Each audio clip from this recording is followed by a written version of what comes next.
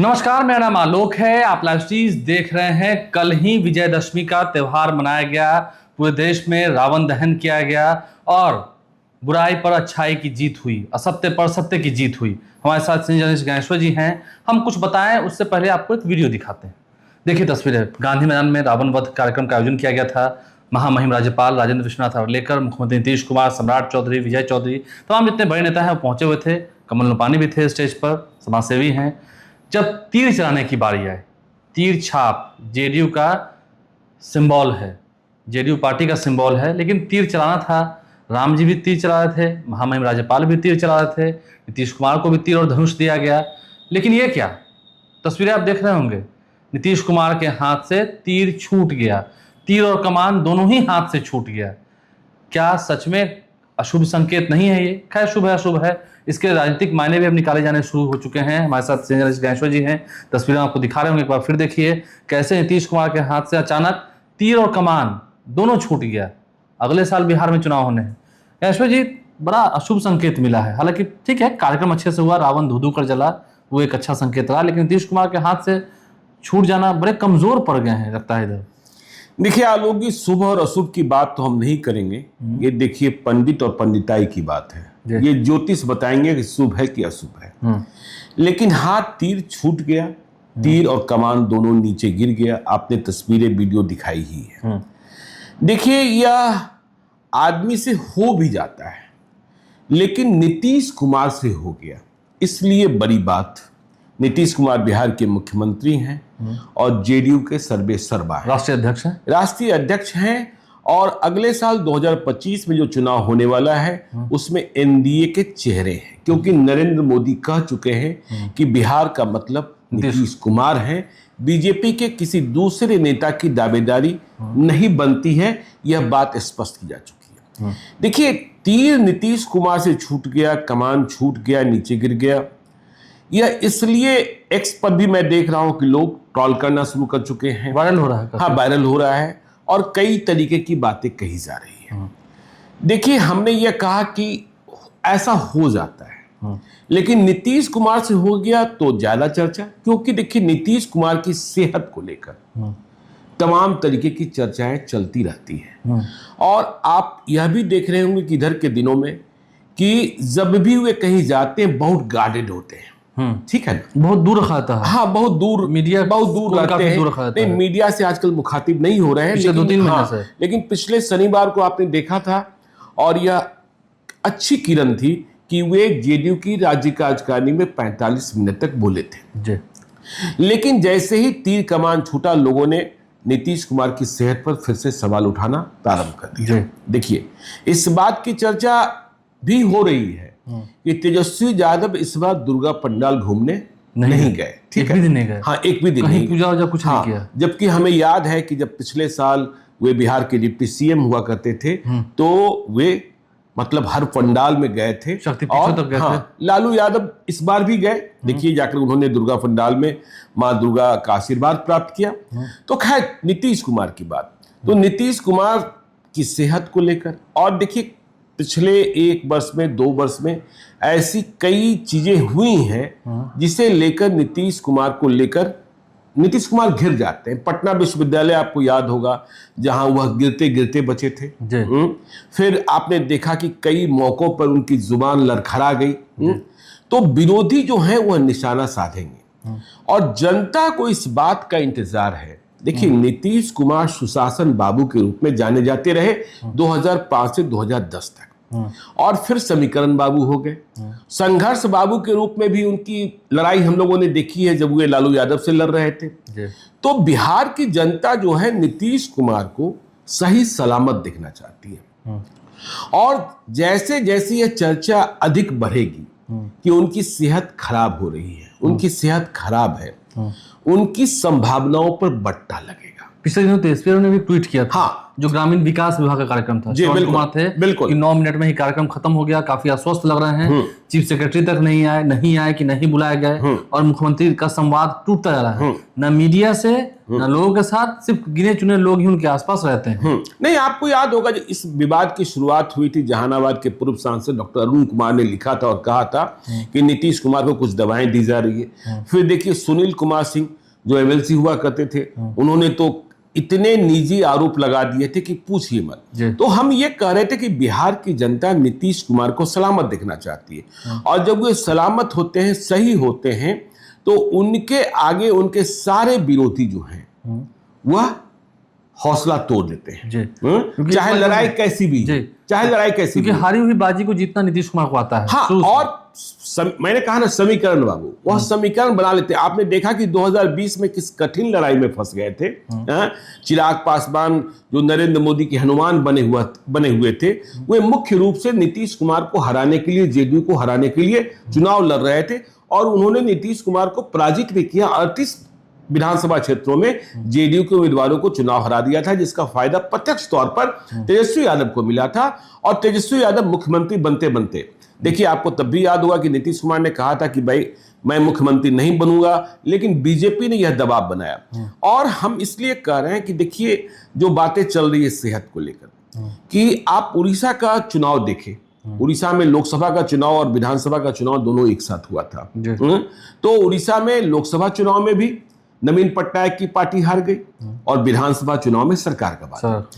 तो नवीन पटनायक के बारे में आज भी यदि आप उड़ीसा के लोगों से बातचीत करेंगे, तो वे कहेंगे कि देखिए उनके खिलाफ गुस्सा नहीं है, उनके खिलाफ सहानुभूति है। आज भी आप बिहार के लोगों से बात कीजिए, बिहार की राजनीति कैसे चलती है, लालू यादव के समर्थन में या लालू यादव के खिलाफ। तेजस्वी यादव के समर्थन और खिलाफ की बात मत कीजिए, जड़ में लालू यादव है। क्योंकि मैं यह मानता हूं तेजस्वी यादव ने कोई भ्रष्टाचार नहीं किया। देखिए जो लोग कह रहे हैं वो कहते रहे, लेकिन 2 बार डिप्टी सीएम रहे। तेजस्वी यादव के खिलाफ एक कच्चा चिट्ठा बीजेपी वाले नहीं निकाल पाए। आप पुराने मामले जो है सो है। नहीं, पुराने मामले तो जो वे मामले हैं जिसमें उन्हें न दाढ़ी हुई थी न मूछ हुई थी, वो तो लालू यादव का बैगेज है ना, वो लालू यादव का बैगेज है। और देखिए आपको याद होगा जब पहली बार तेजस्वी यादव डिप्टी सीएम बने थे, फिर महागठबंधन की सरकार खत्म हुई थी, खत्म होने वाली थी, तेजस्वी यादव और तेज प्रताप यादव दोनों थे सरकार में शामिल।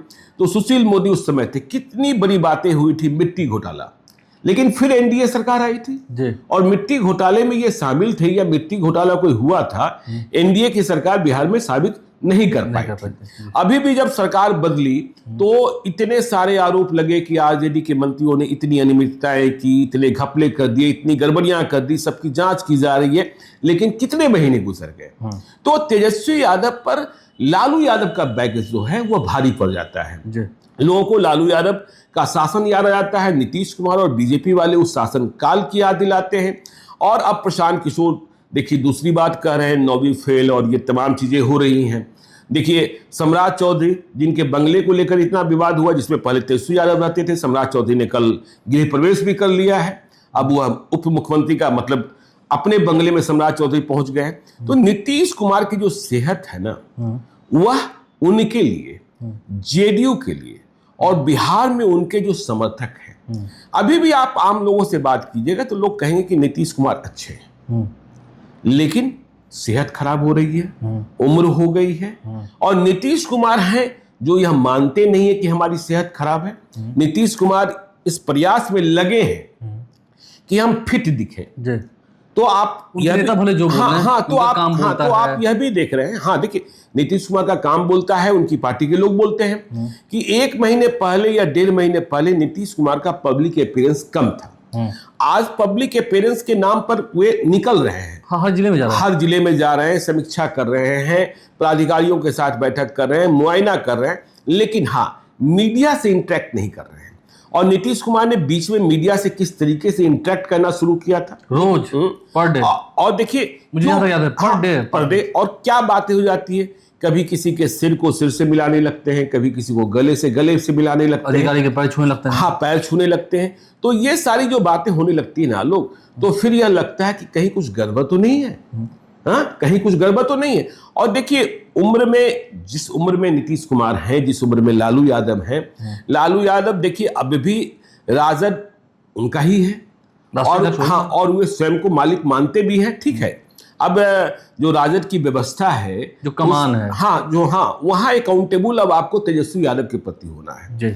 लालू यादव के बूते आप कुछ हासिल नहीं कर सकते हैं। यह कहने से काम नहीं चलेगा कि लालू जी ने कह दिया है। बात ये है कि तेजस्वी यादव ने कहा है कि नहीं कहा है।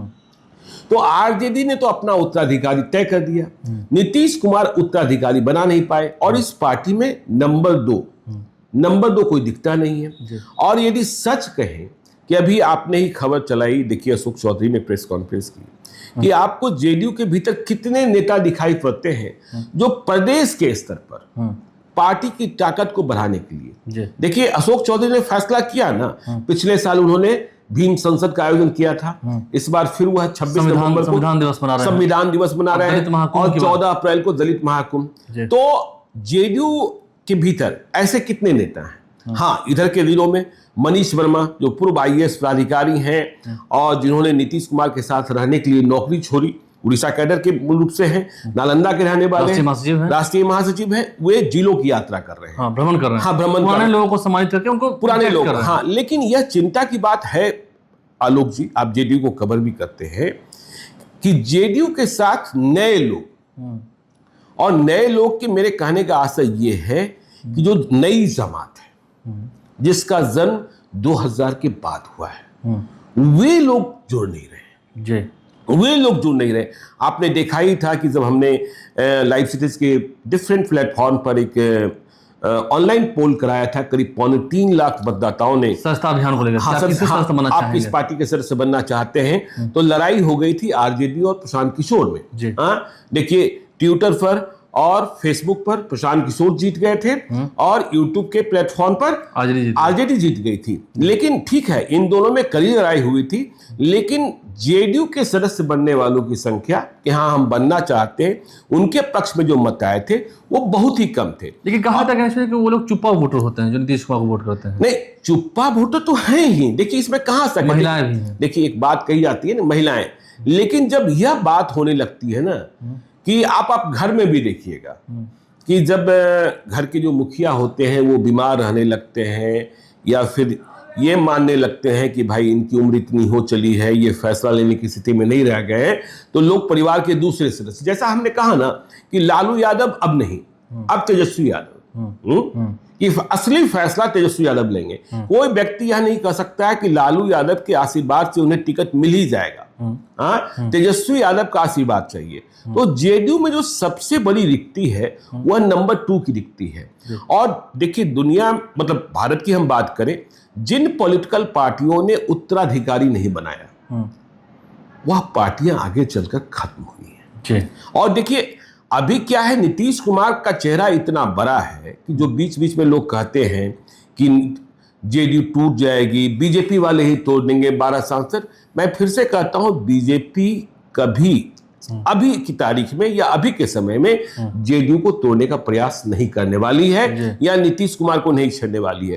क्योंकि बीजेपी के लिए, जब मैं बीजेपी के नेताओं से बात करता हूं, बिहार के नेताओं से नहीं, जो दिल्ली में राष्ट्रीय नेता हैं, उनके लिए बिहार बहुत मायने नहीं रखता है। उनके लिए जेडीयू के 12 सांसद मायने रखते हैं, उनके लिए नीतीश कुमार मायने रखते हैं। स्टेट तो बीजेपी बहुत जीत रही है। देखिए जेडीयू को इस बात का पक्का पता है कि यदि हमने नीतीश कुमार को छेड़ा और फिर से नीतीश कुमार लालू यादव एक हो गए, बीजेपी को इस बात को पता है, हाँ बीजेपी को पता है कि यदि फिर से नीतीश कुमार लालू यादव एक हो गए तो फिर कोई लड़ाई बचती ही नहीं है, समझे ना। तो कोई लड़ाई ना बीजेपी के साथ बचेगी ना प्रशांत किशोर के साथ बचेगी, और नीतीश कुमार फिर से सीएम हो जाएंगे। तो देखिए कल जो तीर छूट गया, कमान छूट गया, फिर हम कह रहे हैं कि मुझे याद है एक नेताजी एक बार बता रहे थे कि पहले, आप तो जानते हैं समता पार्टी के समय से मसाल, पहले इस पार्टी का मशाल छाप था जी। तो एक बड़े नेता बताए थे जो समता पार्टी के समय से हैं, आज भी उनके साथ ही हैं, बिहार सरकार में शामिल हैं। उन्होंने कहा कि नीतीश कुमार ने एक बार इशारे में कहा था कि मशाल देखने में थोड़ा छोटा लगता है। उसी के 2 महीने के बाद देखिए इशारे में बताया था, उन्होंने मशाल जलाकर लालू यादव के खिलाफ लड़ाई का शंखनाद किया था, और तीर कमान चुनाव चिन्ह लेकर, तीर ही है ना, तीर है, तीर है, तीर। कमान तो है नहीं, तीर कमान हाँ, शिवसेना का। हाँ, तो तीर लेकर उन्होंने लालू यादव की पार्टी आरजेडी का वध कर दिया, लालटेन बुझा दिया। लालटेन बुझा दिया। क्योंकि 2010 में तो लालटेन बुझ ही गया था ना, जी, फिर- सिर्फ 22 सीटें आई थी ना। जी। ये 2015 में ना महागठबंधन जब नीतीश कुमार साथ आ गए तो फिर से आरजेडी जिंदा हो गई। जी। हाँ, तो ये देखिए अब क्या होता लेकिन है। तीर कमान जो हाथ से छूटा है उसके बाद बवेला तो हो रहा है, लोग कहना नहीं, बहुत कुछ कर रहे हैं, हाँ, बिल्कुल। स्वास्थ्य पर सवाल खड़े कर रहे हैं, लेकिन देखना होगा आगे क्या सियासत होती है। खैर अभी तो तीर कमान हाथ से छूटा है, अगले साल फिर दशहरा होना है, देखना है नीतीश कुमार भी और कितने बुलंद रहते हैं, क्या उनको लेकर बातें होती हैं, क्योंकि हवा में बातें भी बहुत होती हैं या फिर सेहत और खराब हो जाती और है। खराब हो जाती है। खैर वो स्वस्थ रहे इसकी कामना तो हम करते हैं। बिल्कुल बिल्कुल। आप लाइव साथ बने रहें, हमारे चैनल को सब्सक्राइब कर लें, अगर इस वीडियो को फेसबुक पर देख रहे हैं तो पेज को लाइक करना ना भूलें। धन्यवाद। धन्यवाद।